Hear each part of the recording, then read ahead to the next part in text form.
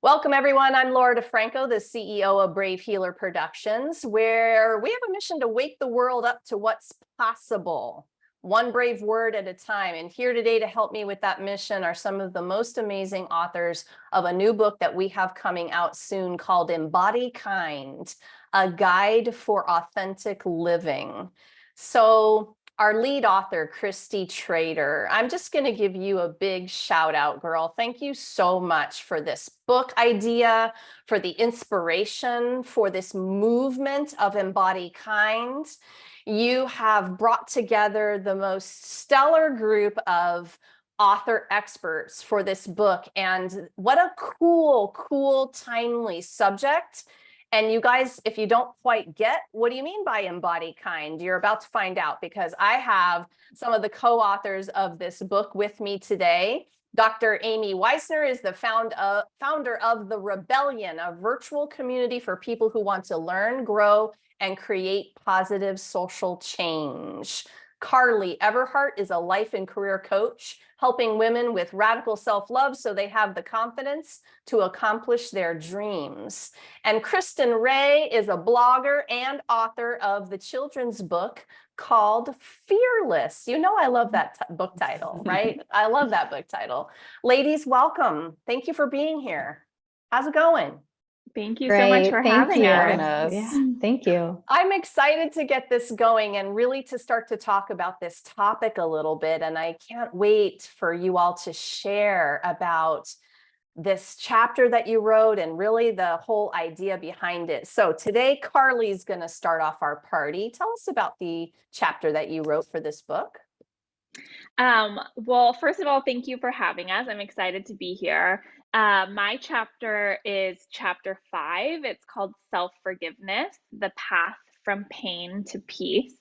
And my story is really about forgiveness. I think all forgiveness is about self-forgiveness. So in my chapter, I talk about the struggles that I had from a young girl, probably as like 2 to 3, up until, my 20s or 30s, battling, self-judgment, eating disorders, really all the things that you can imagine. I've checked them off my list.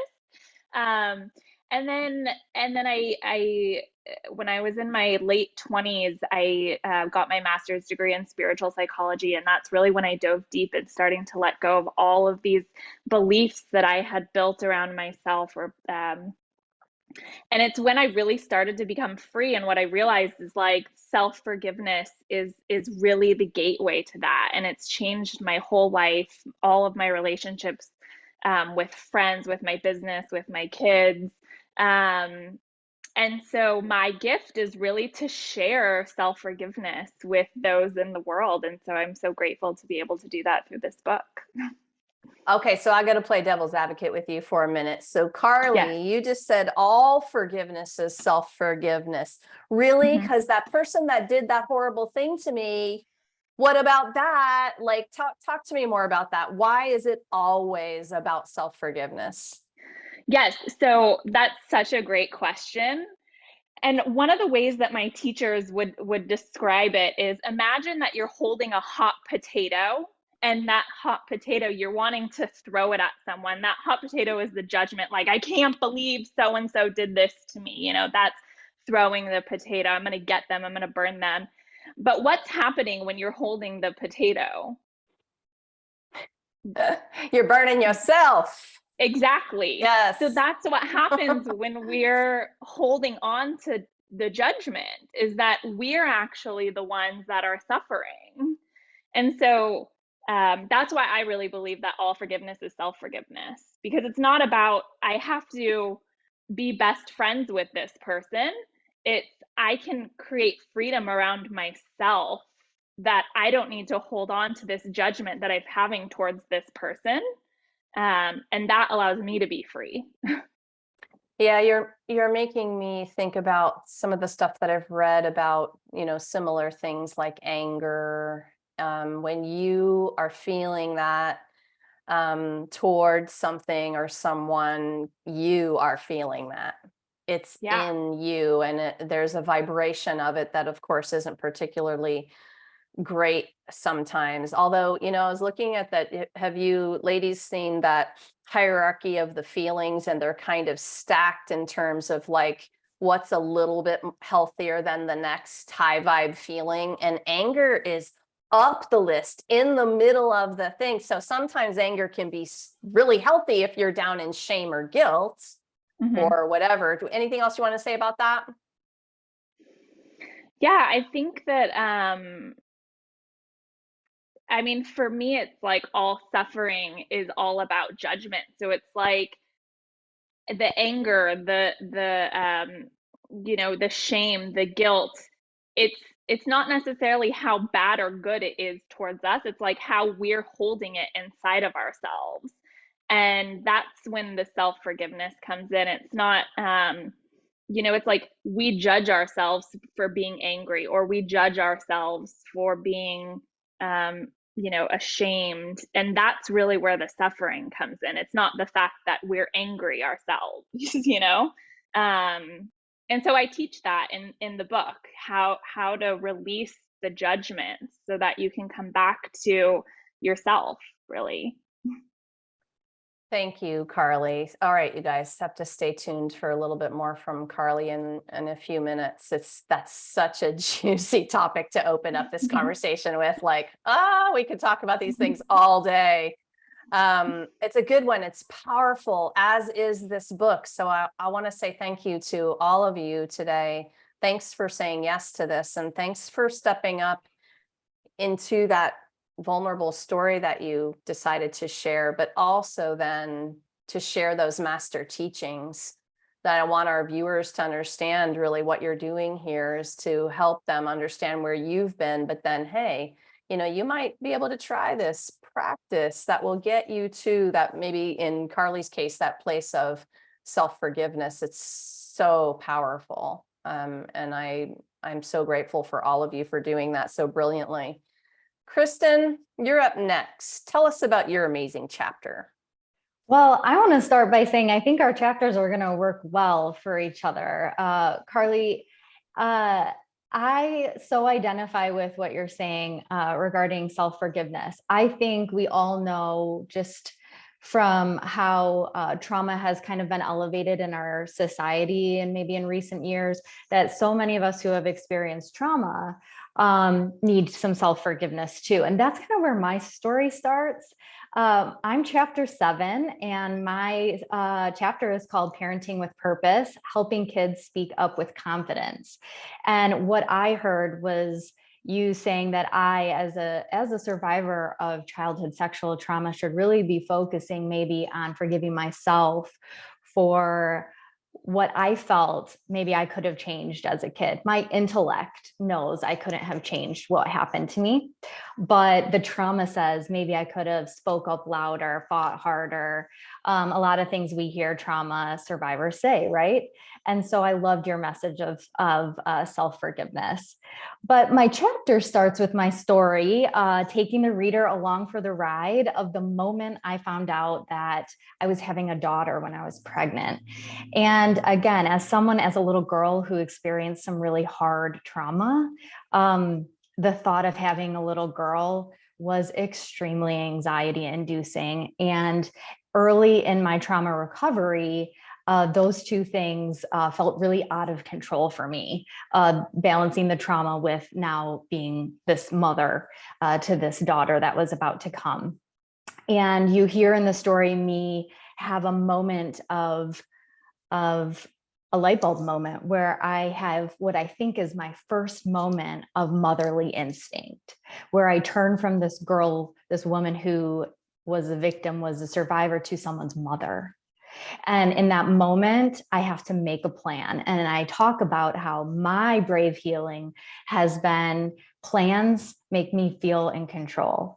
And control is something we could talk about too. Do we really ever have control? But the feeling of it is what I talk about in the book. And I create a plan in that moment, months before she's even born, to help give her the kind of voice and the kind of empowerment that I didn't have given to me as a kid in hopes that I'm going to raise a fearless girl, an empowered girl, and a little girl who uses her voice in a way that just makes her feel so strong and hopefully protects her in a way that maybe I wasn't able to protect myself. So that's really what my story is about. My tool is 4 steps for creating fearless kids.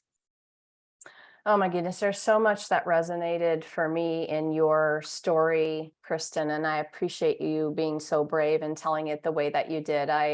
My daughter was the second child, and when I knew it was a girl, it was very similar, like, oh my gosh, it's a girl. What am I gonna do with this? It was different.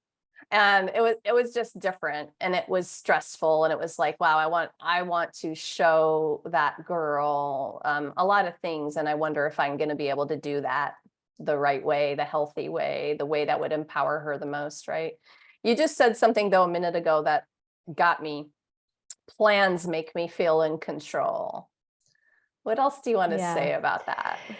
So I knew that in that moment, I told myself, I will not be the parent that just crosses my finger and hopes that she absorbs what I want her to absorb. I wanted to be more intentional than that, mindful. And so I knew if I made a plan, put it on paper, put it in a book, wrote a book called Fearless about what I wanted her to take from my experiences, that it would make me accountable for actually teaching it versus just waiting for, by osmosis, the world to give it to her, because the world didn't give it to me.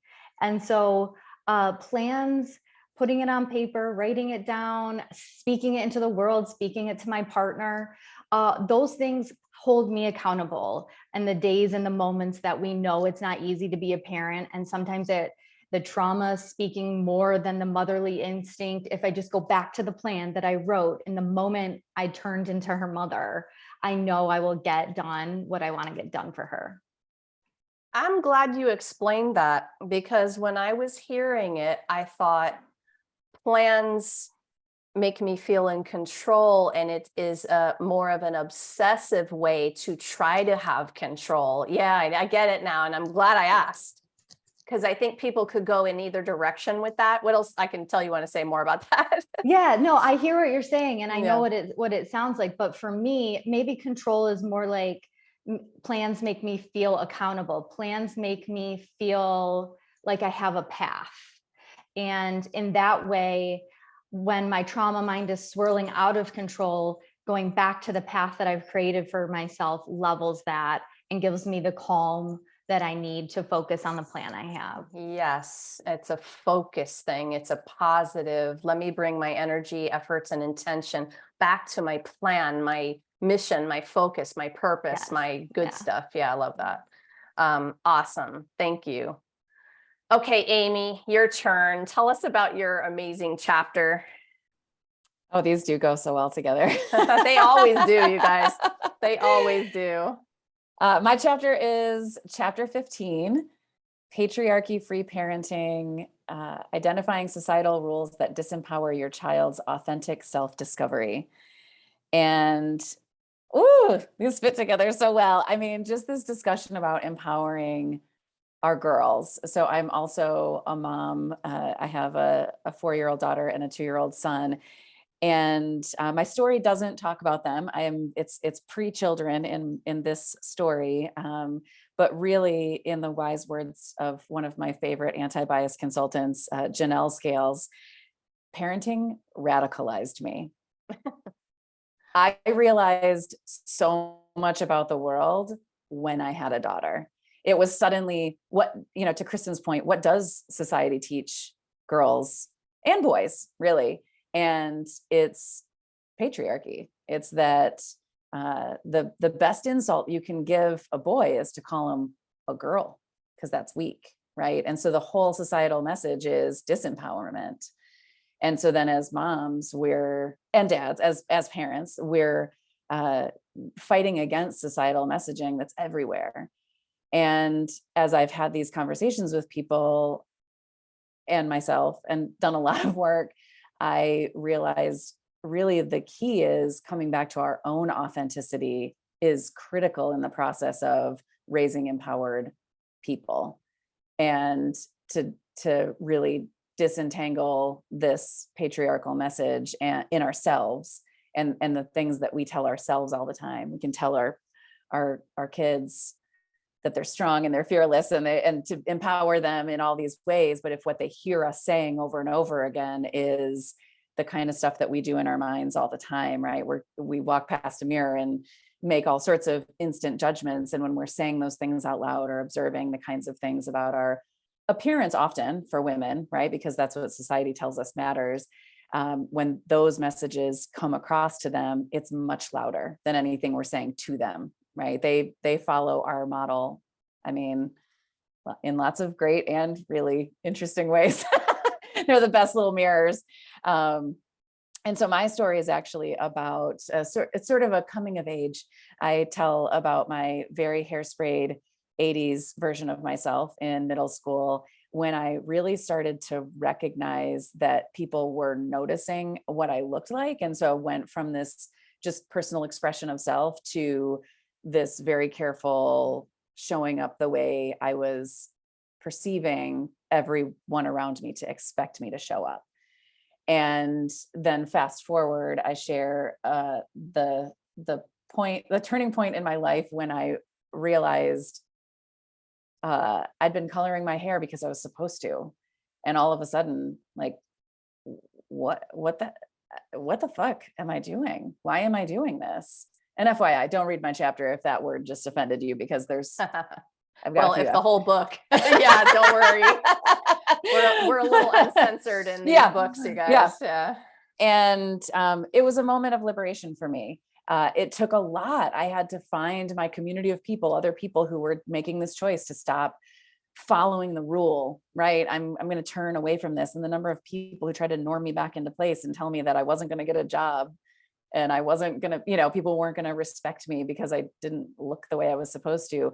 And honestly, that just fueled me more to be honest. That's the way I operate, which is a gift, I think. And really, so my suggestion in this book is one of the ways for us to embody kindness is to live into our truth, into our authenticity, and turn away from these societal messages that just don't serve us well, and to choose mindfully. And I think that's really what's beautiful about all of these chapters is this sense of mindfulness and awareness of our own thoughts and our own, what's happening inside of ourselves, because that influences the way that we show up everywhere.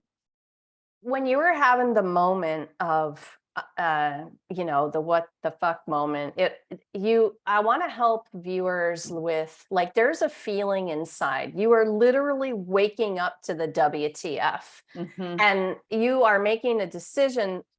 Some of us are making a decision in that moment, that way that maybe you dyed your hair before as a response, but now, oh my gosh, are you right?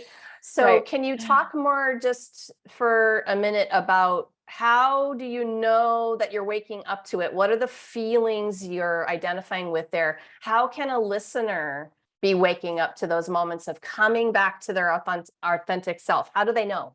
Yeah. I think the most important question is one word. It's why. Everything. Why? And so for me in that moment, it was honestly that my life was super busy and I was trying to fit in these every 2 to 3 weeks of getting my hair colored because look at my hair. I was having a hard time keeping it covered. And I was like, oh God, I just don't want to get up and go and do this. And why am I doing this? Wait, why am I doing this? Well, because you're supposed to, because you don't, God forbid, you won't want somebody to think you're old. Why? I mean, I'm exactly the age that I am. I've had gray hair since I was 21, I think was the first gray hair that I found. And I actually plucked it out of my head and taped it in a thank you note and sent it to my dad because he's got a full head of gray hair. He grayed very young. And my mom kept it on the refrigerator for longer than I would have liked. But anyway, it was just that moment of, wait, because I'd just been accepting that. Of course, I don't want people to think I'm old. And I'm like, wait, what? Why? Well, because society thinks old people are worthless. Wait, hold on. Why have I been accepting this as a truth? This isn't true. There's so much value and wisdom in people who are older than us.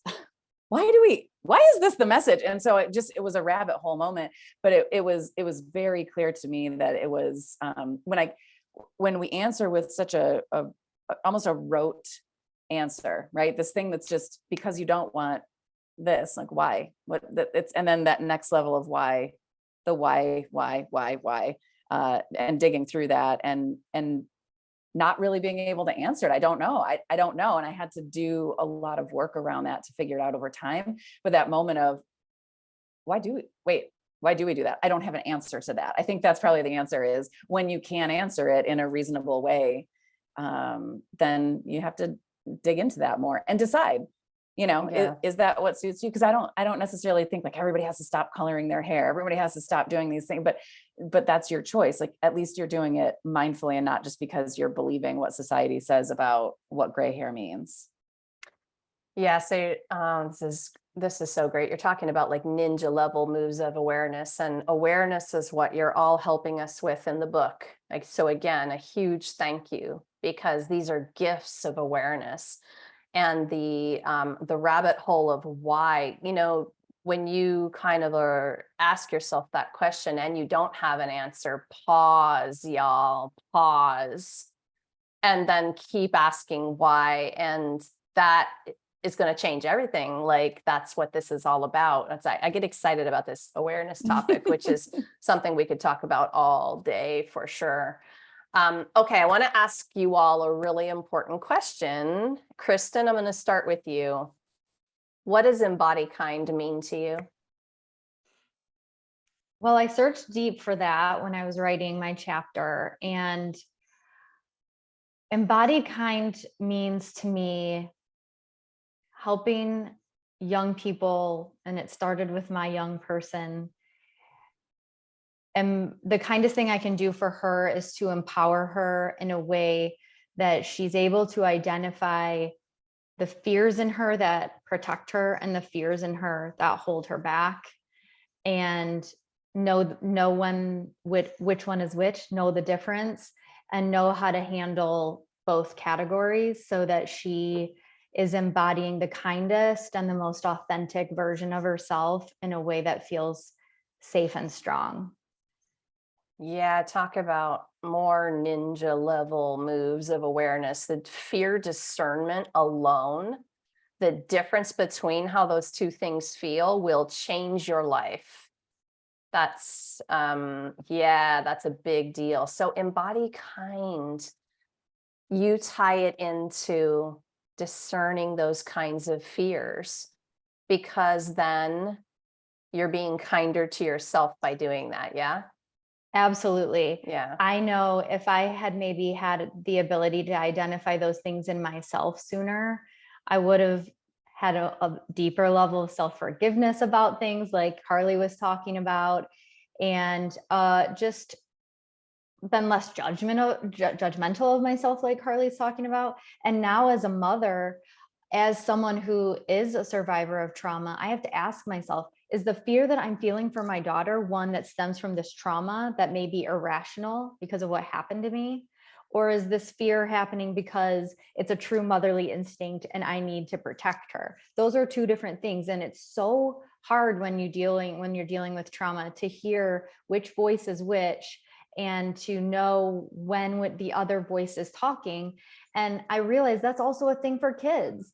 They have a fear of falling down the stairs, and that's a real fear to overcome that, let's learn how to carefully walk down the stairs. But then there's also irrational fears that they have, the boogeyman, those things we can empower out of them, the dark closet at night, you know what I'm saying? So just from a very basic level with our kids, help them understand what fears hold them back and what fears make them strong. And then it was a lesson I had to learn for myself too. And the biggest kindness is honesty, I think. And I want to give honesty to my kids, and it was a gift I gave to myself too through this story. Thank you, Kristen. Amy, what do you want to add to this? Everyone's going to have a little bit of a different definition. What does EmbodyKind mean to you? I think the kindest thing that we can do is give ourselves permission to show up exactly as we are, even through this process of self-discovery, because that's for the rest of our lives. But as we discover, it does require us to give ourselves forgiveness and to recognize all of these emotions, real or maybe not unwarranted, but to give ourselves permission and grace in that process to really show up as our truest selves. And if we spend our lives moving in the direction of self-actualization and really realizing, what are we here for? What's our true purpose? We don't figure that out overnight. We figure that out through a lot of levels of triggers and traumas and fears and tough emotions, and some beautiful ones too. And I think that's the kindest thing, is to give ourselves permission to experience those things and just show up as we are. If we're showing up as ourselves, especially in relationship to another human, which is where this gets sticky and tricky sometimes, are you a fan of doing that unapologetically? And what else do you want to say about that? I am actually, well, I have created, I keep saying I'm in the process of creating, I have created and am creating a global community of people doing this work. The rebellion.online that you mentioned, and that it will be in the comments, is a community of people who are actively seeking to understand who they are and what they care about and how they want to have a positive impact in the world around them. And doing that in community with other people is critical, so that we can see how, when we show up that way, where do we need to set clear boundaries, and where do we need to give some grace to other people, and understand that, it isn't just unapologetically, because we really, to be in community with other people, we have to see what that feels like. I apologize. I thought I had my notifications turned off. Oh, I can't hear anything. Okay, good. Oh, good. All good. No, I get that, and I appreciate that. You in the healing world, we hear a lot, all the healing is within, it's internal. And I actually think then that there's another level that we do in community. Mhm. And there's these different ways that we are a witness to healing within ourselves. I mean, even journaling, you can become your own witness if you just move it out of your head onto paper. But the idea of community is powerful, and that's really, really important for people to understand. It's funny, I had a very experienced healer once upon a time talk about herself in terms of how many healers, they go hide, they live by themselves, they don't people. Mhm. And she said to me, listen, you're living a full life. That's harder. Like, you're out with people, doing the things, talking to people, trying to be yourself with lots of other people. She's like, you're doing the work, and I thought, oh, okay, I totally get that. But oh my gosh, yeah, speaking of more things we could be talking about for hours and hours. For days. Yeah. All right, Karlie, what do you want to add to this? What does EmbodyKind mean to you? Yeah, so EmbodyKind to me is fiercely, fiercely loving yourself. And it seems saying that out loud seems like a big, daunting task. And it can be, but I think, starting with self-forgiveness, like I mentioned in the beginning, for me, everything comes back to self-forgiveness. But I love also what you were sharing about the pause. One of the things that I also do a lot is when I'm feeling judgment or, not feeling very kind towards myself, I'll take a second to pause and go back and look, where is the little one inside of me that's feeling upset, or what does she need right now? And I just have a conversation with her, like, babe, I got you. Like, what do you need? I love you. I'm here for you. And really building that relationship with all of the parts inside of ourselves, so that we can experience that kindness. I think it's so special when we have kids too, that it's like, we know how we would talk to our children. So I'm a boy mom, but like, I know, like, I would just, if he were to come to me and feel, anxiety or whatever, upsetness, not feeling kind towards himself, like, I know what I would say to himself, and it's that same, or I know what I would say to him, and it's that language that we can use towards ourselves. And the last thing I'll say is, some of these, I think all of these tools that we have in the book are so amazing. And one of the things that I think is helpful is for the reader is putting on this, looking at it as like a spiritual scientist. And so it's like, can I just try this tool for a short period of time? And it's like, I don't have to fully believe that it's going to work for me or buy into it, but can I just run a hypothesis and be a scientist for a second and see, like, how does this work for me? And just be open and willing to try all the amazing things that all the authors have shared in this book. So that's something that Definitely. I'll That offer question, I love. What else is possible? I wrote a little post this morning that said assumptions are limiting beliefs that are suffocating what's possible. So Beautiful. all of these things are just opening up our minds to what else is possible. I love questioning everything. All right, I have one last question for all of you. Amy, I'm going to start with you for this one. So, we have viewers and listeners, they're there, they're nodding their heads at us, and they may be on this journey and still struggling. Gosh, we've had a lot of struggle in the last couple of years for so many different reasons. What would you help them with in terms of just maybe an easy entry point, something simple to start with if they're struggling right now? I would suggest listen to your inner critic. And so often we hear silence your inner critic or quiet the inner critic. And I actually think the most important thing that I've done is develop a relationship with her and find out why is she being so loud about these things, right? And the things that she's screaming when I give her some attention and listen can be really important clues as to what areas of my life I need to investigate. Where do I need to start asking those questions and listening for the moments where I don't understand what the answer is? Yeah, I love it. Awareness of the inner critic is key to some transformation, people. That's awesome. Yeah, ninja level. Thank you. Oh my goodness, you guys, I get so excited about these books. Like you're going to have a toolkit, a whole complete, we need all your voices. We need all the strategies, all the practices, all the tools. And you all know how, one tool or strategy isn't going to work for everybody, but also one strategy isn't going to work for me every single time. Mm-hmm. And I wanted to really give people these gifts of all the different ideas, because when you can see that maybe, well, I've tried 100 things, but here's 101. I haven't tried this, right? Like I got some hope.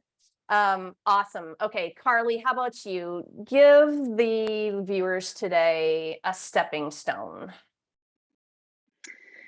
So I know this is in the book, but I feel like because I've been talking about self-forgiveness, I just want to share the language that could be helpful in case someone is hurting or feeling isolated or not feeling lovable or whatever the story is for you. And so the language that I use is, I forgive myself for judging myself as being unlovable, or I forgive myself for judging myself as not feeling like I'm enough or as feeling isolated, whatever, slotted in for you.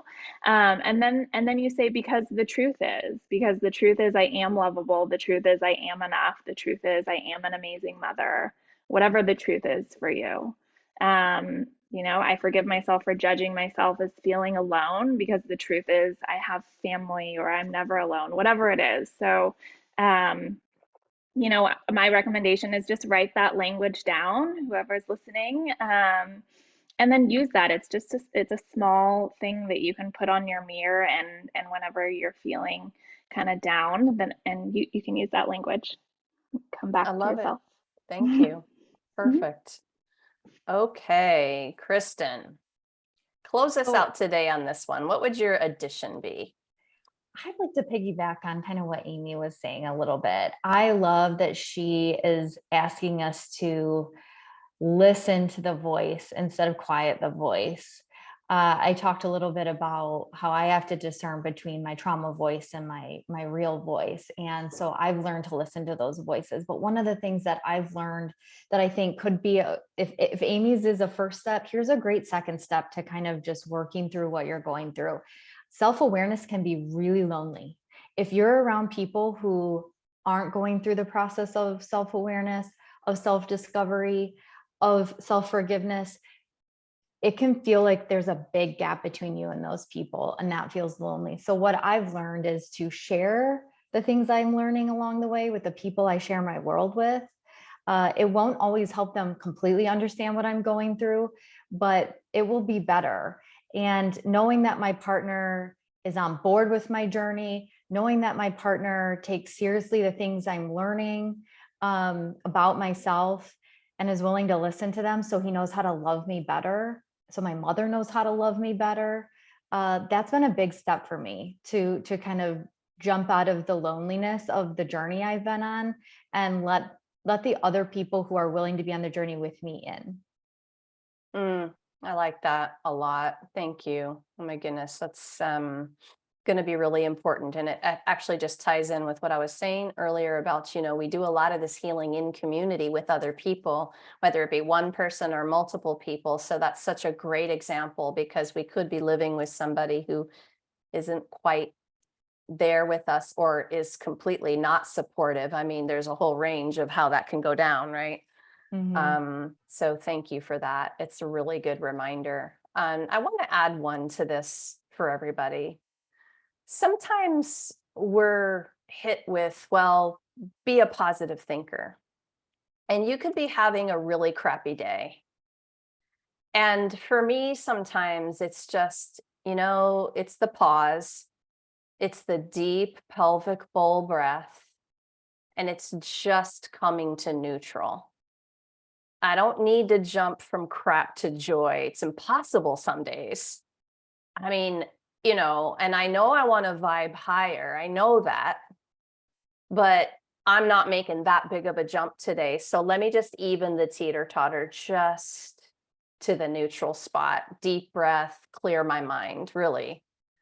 And so there's my little stepping stone for some of you who might be, just struggling today, need a technique, need a skill to master. That's been a really good one for me. So to all of you today, authors, thank you so much for what you do in the world and for being here today to share it with everyone. Thanks, ladies. Thank you. Thank you so much for having us. I am really excited about this book. So listeners, remember, you can join us for a live stream book launch party on Friday, September 30th, 10 to 11 Eastern. It's going to be on the Brave Healer Productions Facebook page. We're going to be together with all of the EmbodyKind authors, and they're going to be sharing their wisdom and inspiration with you. So join us for that. And if you're listening to this after that date, hop over to Amazon, because that means the book is ready to roll and you can grab your copy and dive in. You may have heard something today that gave you some goosebumps or just woke you up a little bit to the why, and so scroll on down to the show notes, because these authors are very generously there for you. I've linked you up with their websites. You can come have an exploration, make a little click, see what they're up to. They are up to some amazing, world-changing, life-changing kinds of offerings for you. In all of the ways you heard today, they're going to help you with that awareness practice at the very foundation or minimum, and that could change your life. So I get very excited about my authors because I know what they're doing out in the world. You all are amazing. So thank you for being in my world. And lastly today, everybody, I just want you to remember that your words change the world when you're brave enough to share them. So it's time to be brave. See you next time, everyone. Bye, ladies. Bye. Thank you. Bye.